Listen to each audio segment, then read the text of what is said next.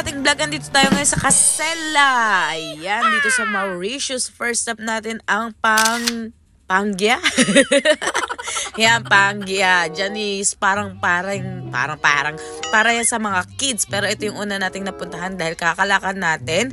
Nag-searching tayo ng mga usa. Ayan ang una nating mga nakita, mga friendly nating usa. Masyado sila maamo. Sunod niyan, syempre, nagulit ako kasi may breeding ground dito ng mga turtles. Ayan, ang lalaki ng mga gong-pagong natin dyan. May nakita na ako dati noon sa Madagascar, pero ngayon, eto na naman tayo sa Mauritius. Napakalaking mga pagong yan at napakadami nila. Siyempre, di natin papuli ang picture taking sa ating mga gong-pagong. After nyan, 5 minutes later.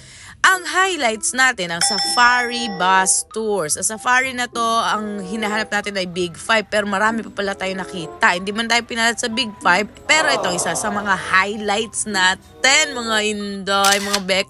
Ayan, ang mga rhino. First time natin makakita yung rhino na yan, pero manghang-mangha tayo dyan.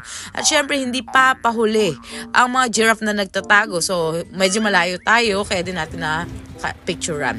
Sunod niyan, along the way, marami tayong makita mga kahayupan. Ito yung highlights talaga dyan na tuwang-tuwa tayo. Siyempre, first time natin makakita ng zebra.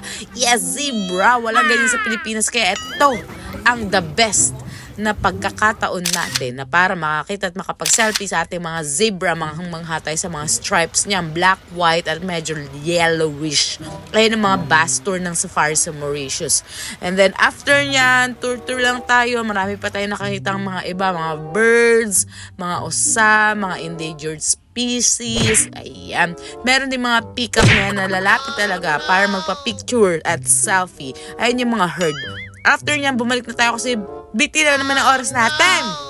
May mga paisda pa sila dyan.